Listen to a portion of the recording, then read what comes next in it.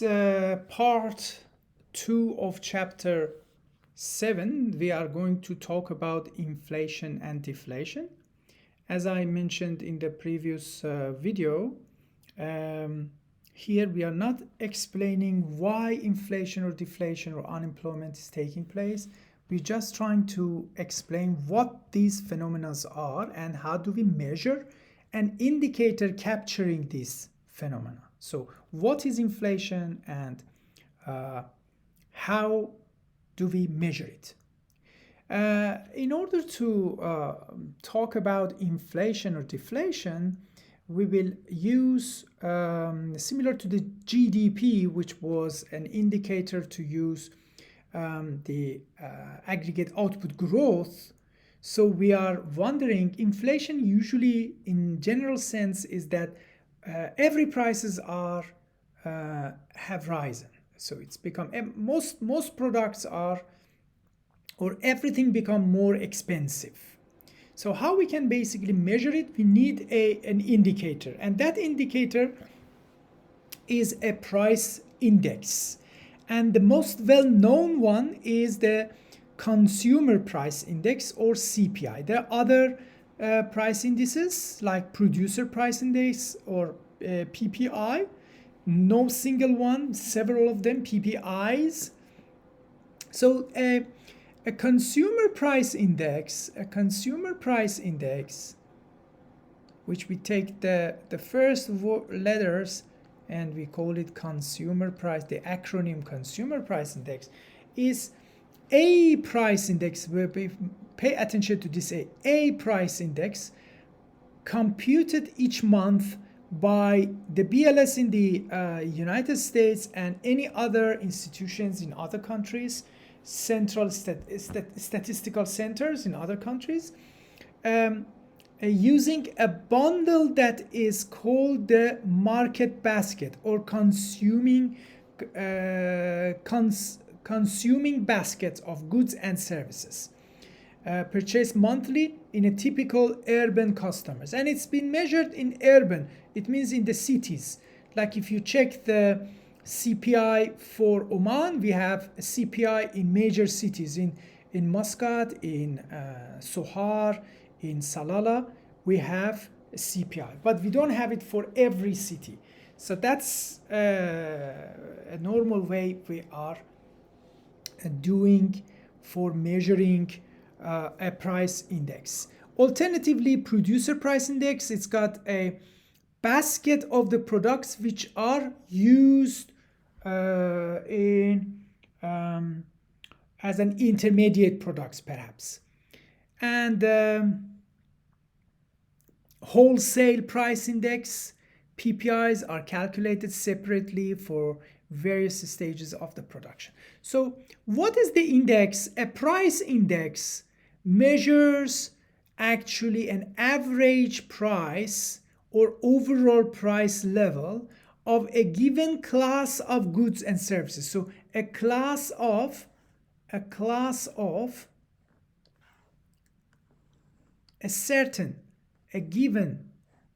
class of goods and services. It's like your mother gives you a list and say, go and buy these items, nothing more, nothing less. So it says that 1 kilo of rice, 10 loaves of breads, 1 kilos of meat. So it has to be physical quantities, written, fixed.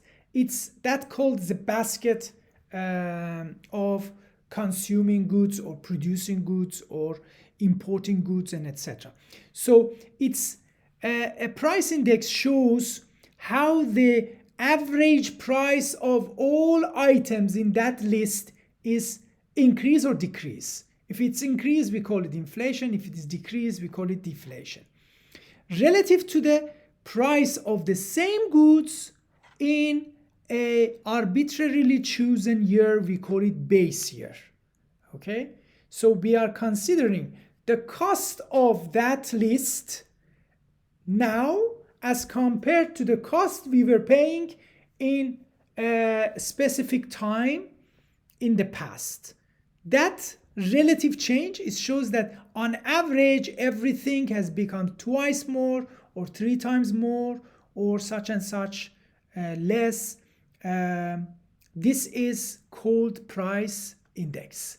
Price index. So the CPI, or Consumer Price Index, is an especially well-known and mostly used price index in empirical economic studies. If you're doing an economic analysis about the economy, you sooner or later need to know that how much every dollar has lost its, or Omani Real has lost or has gained purchasing power. So the price index is a good indicator to show us that money is losing its purchasing power or it's gaining it. Whenever money is losing its purchasing power, it means that everything has become more expensive and you can buy less with the same money. That is the meaning of the use of CPI. So CPI is a very famous, and it's calculated in every country. It's similar to the GDP, which every country is measuring it. Every country is measuring their CPI. And the beauty of the CPI is that it's easy to be calculated. Whereas the GDP is very lengthy and it's time consuming. You are going to measure the market value of all final goods and services produced in an economy. So it takes a lot of time to come up with the measure. But CPI, it's very mechanical and it's easy. So that's why the CPI is sometimes we don't wait for GDP to be calculated. And because there was another price index which we should consider was the GDP deflator. Remember the deflator, we call it the nominal GDP divided by the real GDP multiplied by 100. So this deflator is also showing a price index. Why? Because the nominal GDP is actually the price in time t multiplied by the quantity in time t. But what is the real GDP? The real GDP, you take the price of the base year and multiply it by the quantity. And if this goes, you're left with the ratio of, it's like, I know the mathematics is not like that because these are the vectors. But for the sake of simplicity, it shows the relative price of time t against the prices in the base year. So many prices, so it shows the relative prices, and it shows how much the money is gaining purchasing power or losing. And how this is done? Basically, there are 5 steps in measuring a price index, let's say CPI. Okay, first, number 1 is that define your consuming basket. So you will have a list of items, Qs. We call it Q0.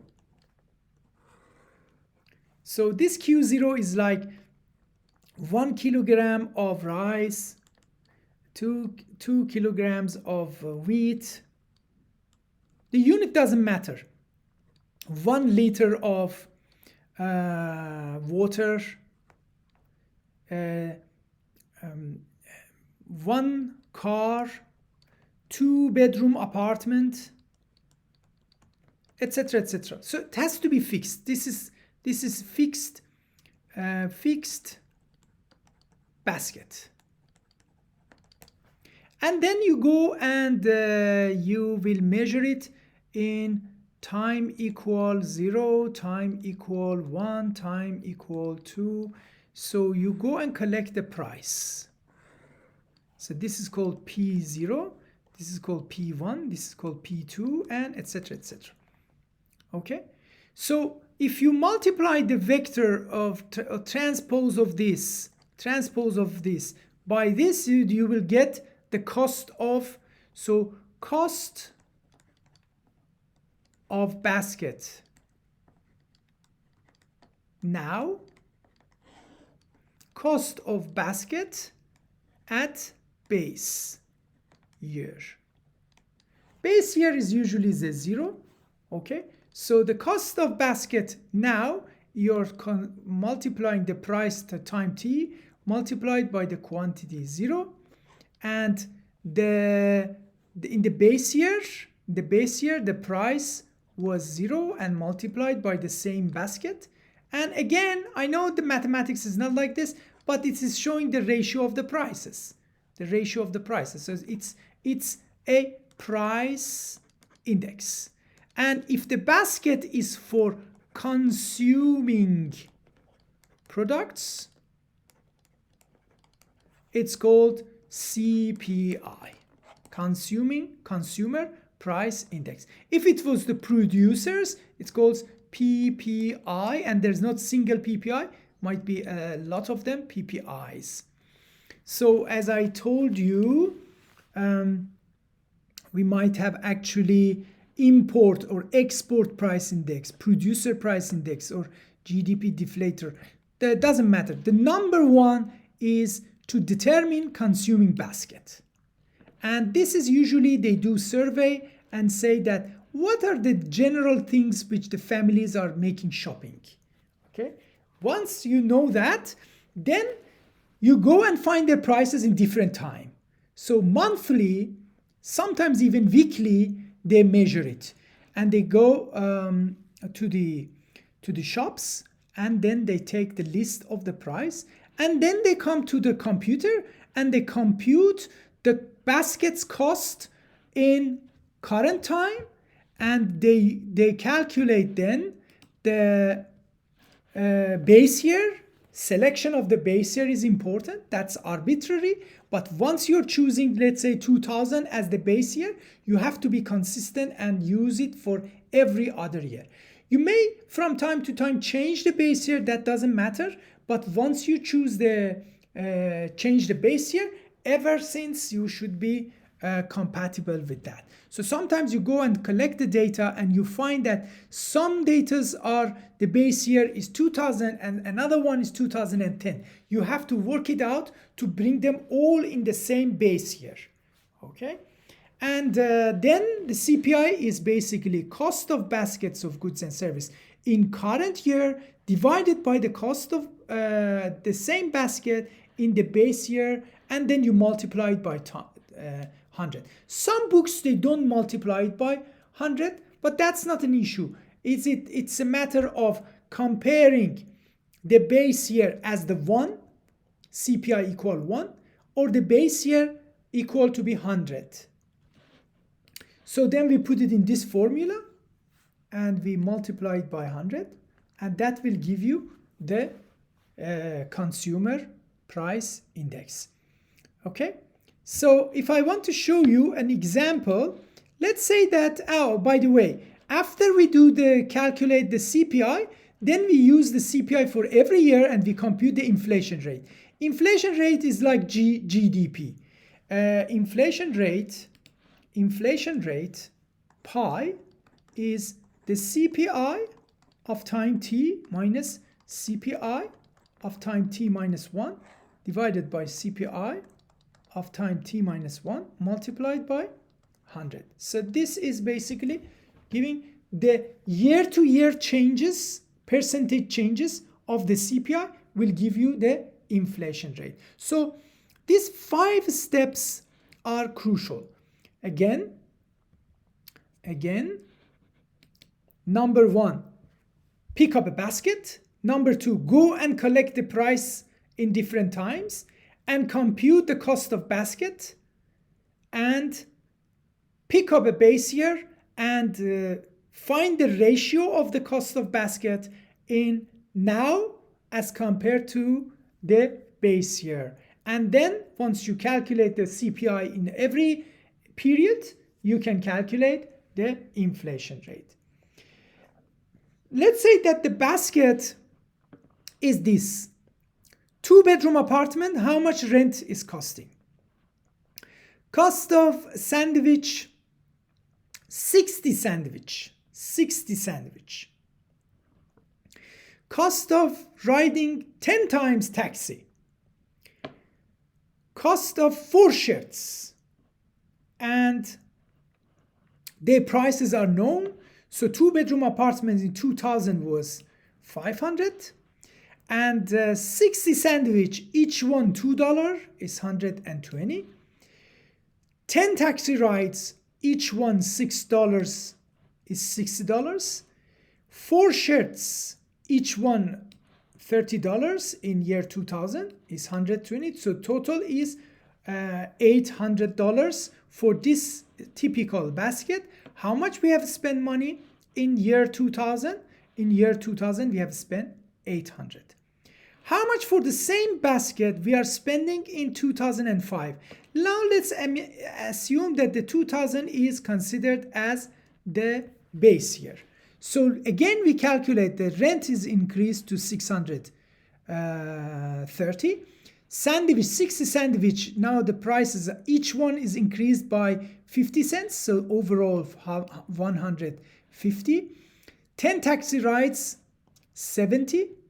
And 4 shirts, 200. Okay, so overall we an average family in 2005 spending $1,050. So $1,050 divided by 800 multiplied by 100 is the CPI of now, which we are calculating. CPI of 2005. What is the CPI of the 2000? It's going to be 800 divided by 800 multiplied by 100 is going to be 100. So the CPI in the base year is either out of 100 or out of 1. In this book, we are using multiplied by 100 because we want to express it in terms of the percentage. So we would say that there is like 31% because 100 increased to 131. In 2005, we are spending like every prices on average 31% or 30% is increased. You cannot say that which one is increased more, which one is decreased more. That's not the case. We are saying the weighted average changes in the prices. So this is basically allowing us to calculate the CPI. Once you calculate the CPI, you can actually say that what is the components of the basket in terms of the average family. It's like a pie chart which 40% of it is going for the housing, 15% going for the food and beverage, 70% goes for the, and the definitions are written here, and etc. etc. And we have a list of CPIs. The second column is the CPI in every year and from 1950 to 2017. So this 7.9% is 26 minus 24 divided by 24.1 multiplied by 100. It is 7.9% inflation in 1951. And this will go on. And in some years we will see that it's positive, in some years is negative. CPI is never negative, but percentage change of it, because 26.8 is smaller than 26.9, so in this year we have a deflation. So once the CPI is negative, we would say there is a deflation. Once the CPI is positive, we would say that there is an inflation. As simple as that. So we now know that what is how do we measure the inflation rate? Inflation rate is if the CPI is growing, we are facing the price level rise and money is losing its purchasing power. Basically, if the same basket you have to pay more of it, it means that money has lost its purchasing power. The use of CPI has got many usage. It allowing comparisons between the real dollar value of every monetary measures in different times. So if you are comparing the dollar value of something in different times, you may actually make mistake because two things has changed. The price changed and the quantity. So once you say the dollar value is the changes in the price, changes in the quantity. So you should not actually use the nominal dollar value to say that, oh, it's everything has become more expensive or less expensive, things like that, because maybe the quantities have also changed. So the best way, similar to the real GDP, nominal GDP, real GDP is a good way to say that growth rate is how much. So if you are using the CPI, you are able to say that what is the nominal dollar value versus real dollar value. For example, you may compare your income with your uncle who were in work in 30 years ago. Okay, let me give you an example here to, let's say we are comparing the salaries of Zainab in year 2021 and with his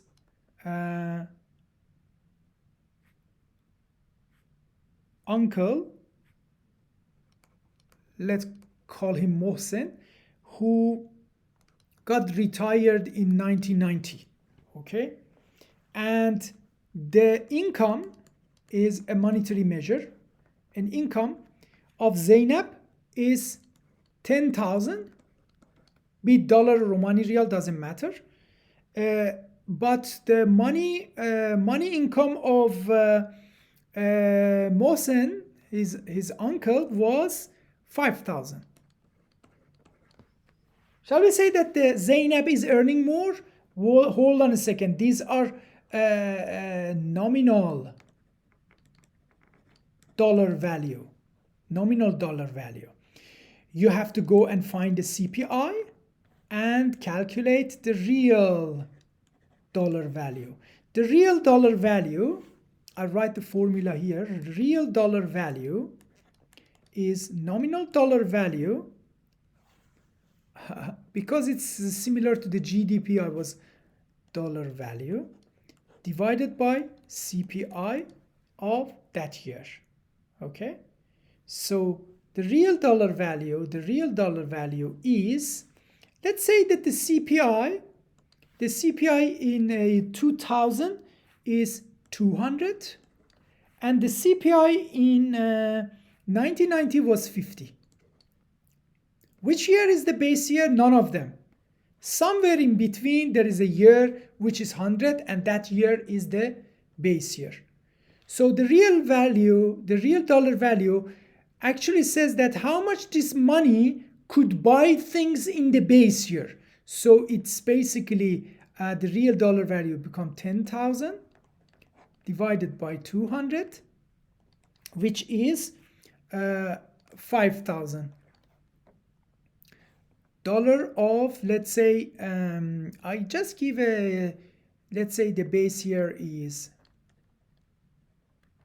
2,000.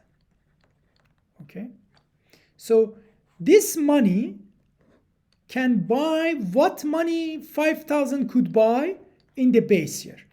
So we can say now the real dollar value of the Mohsen, Zainab's uncle, is 5,000. Oh, I forgot to say that this should be multiplied by 100 because in the formula we are using the same multiplied by 100. And so this becomes 500 divided by 50 multiplied by 100. And this one is how much? Is 10,000. So actually the income of Mohsen is twice more than the income of Zainab, although nominally this is twice more than this. So this is the CPI comes to help. This is a very important application of the CPI. Why the CPI? Why not the GDP deflator? The GDP deflator is also we used it for GDP. Real GDP was equal nominal GDP divided by the deflator multiplied by 100. If you are comparing the aggregate output of a country, you better use the GDP deflator. Some textbooks are comparing the CPI, PPI, and GDP deflator, but I think for our textbook is all of these things have been skipped, so no need. So I put the formula here for you to know that the application, if you are comparing income, revenue, cost or expenditure, wage, price, interest, you should use the CPI to compare like with like. Otherwise, the dollar value, the percentage change of the value, is the percentage change of the price plus percentage change of the quantity. This is changing, this is changing, this is changing. And this is inflation, and this is the nominal percentage change. And this is the real percentage change. So are we able to buy physically more amount or less amount? So that is actually more important in terms of the real dollar value, real dollar value.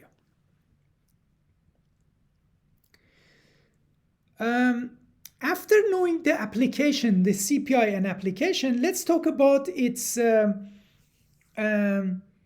problems. What type of problems the CPI may cause?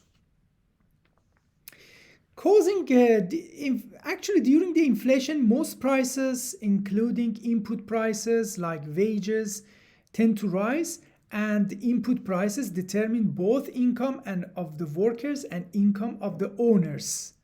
Okay, so it's very sophisticated to know that who is going to be affected more or less. Inflation by itself does not necessarily reduce one's purchasing power. Maybe some people will gain purchasing power, some people may lose purchasing power. So inflation, sometimes the economists are calling it as enemy number one, because it brings instability. Most instability starts from the instability in the markets. If there's so much of inflation, if majority are losing their purchasing power, they are going to basically suffer a lot. Inflation may change the distribution of the income. That is very interesting, and it brings to the notion of the interest. For this, I think I should give you an example to make sure that you understand, because we haven't explained the interest rate yet. Interest, if somebody borrows $100, in the time he wants to return, there is a interest rate says that, okay, you pay the principal 100 plus its additional $10, so the interest rate is 10%. So this is the loan you get from the bank. This is your repayment. Repayment. It means principal plus interest. And the money which is paid as the interest divided by the original money, that is called the interest rate, I. Okay. Now let's compare two countries. Let's compare the dollar with euro. And let's assume that the dollar and euro has fixed exchange rate. So it doesn't change at all. It's like Omani Riyal with US dollar. It's fixed. That's a number one assumption. So we want to decide about which investors is good.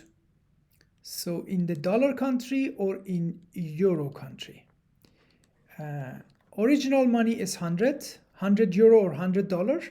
So this is the loan or deposit into the bank. Okay, let's consider it low. And let's assume that the information about inflation has been given. Actual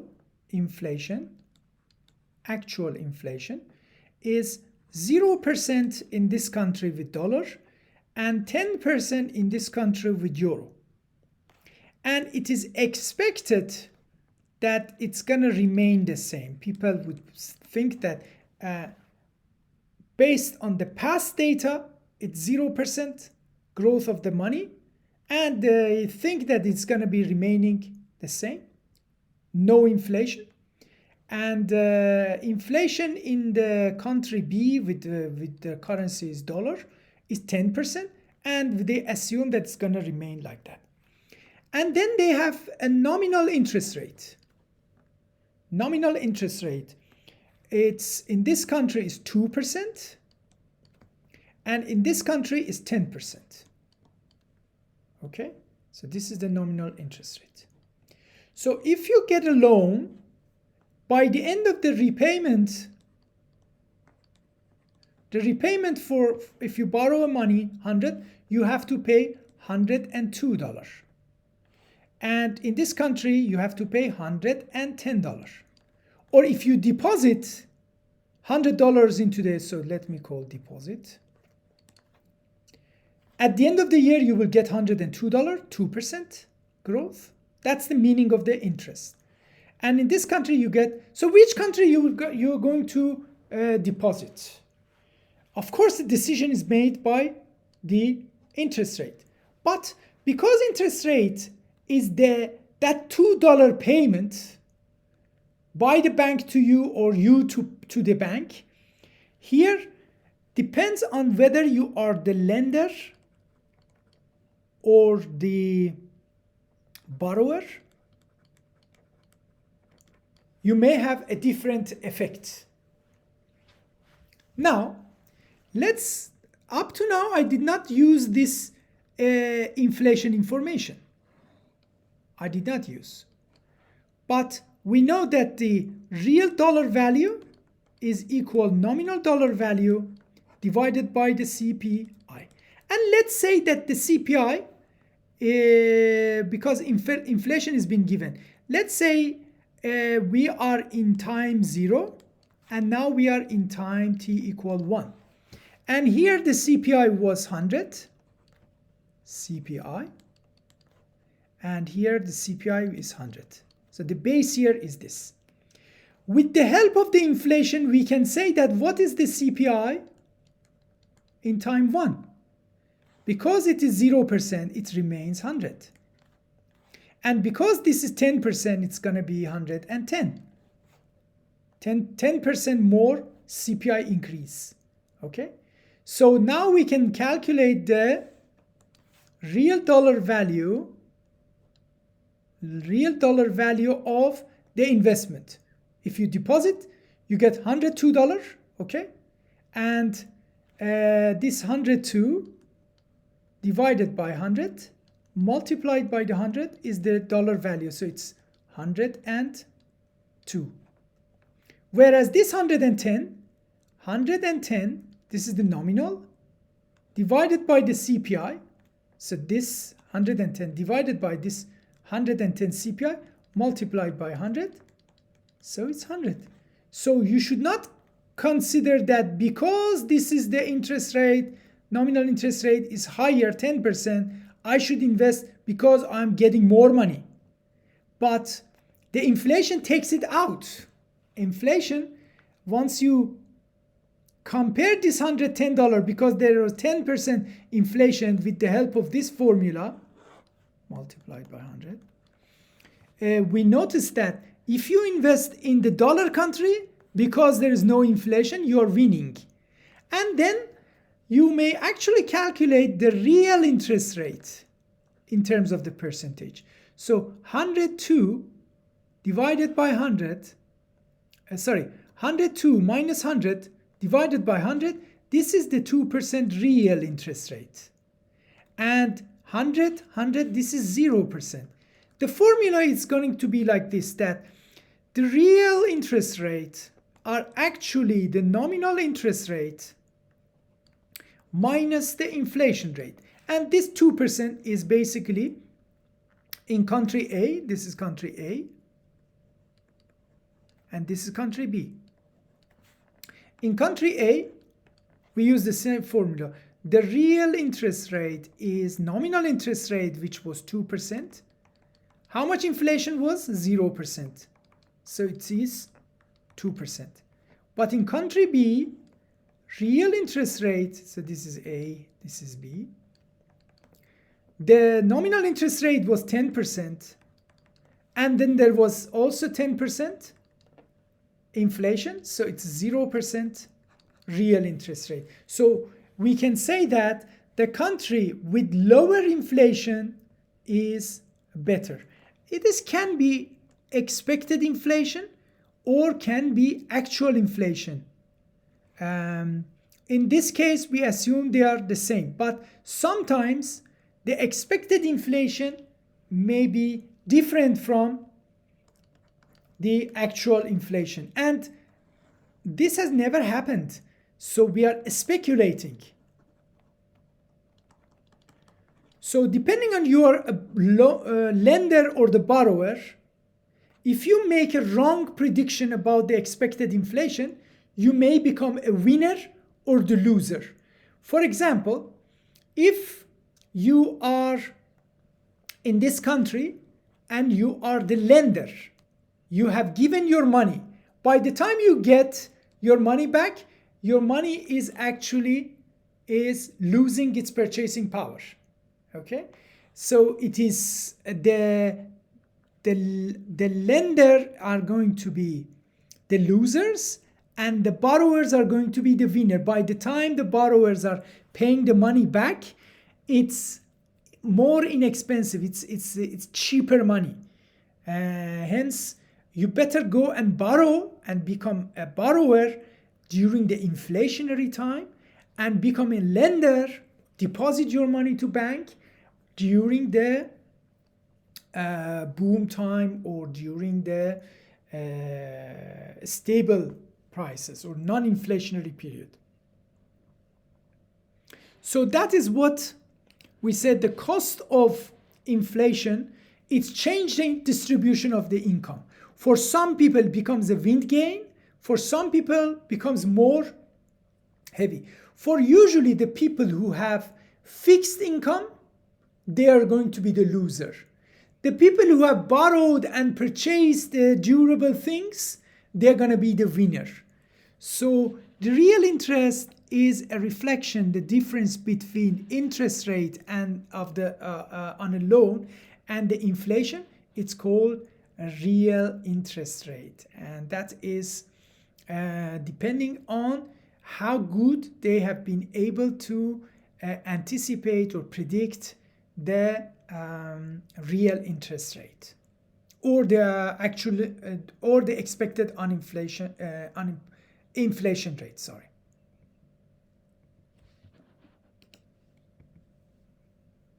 So that's the definition.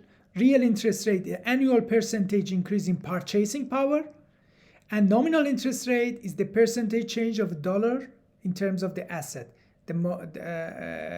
Based on usually the contracts are based on nominal interest rate, but the capital gain is based on the real interest rate. This equation is also known as the Fisher equation. Although the book is not naming it, maybe in the future chapters it does, but not in this chapter. I put it here as the Fisher equation. How about the deflation? Same story. The moment that the money gains purchasing power, it is basically called deflation. Japanese economy is well known to its deflation. Is it good? Necessarily not. Deflation, gaining purchasing power, may actually kill the incentives for the business. Inflation gives businessmen motivation that they can increase their salaries, their revenues. If they can pay this, they can fix the wages of their inputs. So inflation and deflation both are two sides of the same problem. And the distribution effect of the inflation is game changer sometimes. So I will stop it here for the part 2, and the part 3 we are going to talk briefly, very briefly, about long run growth. Thank you.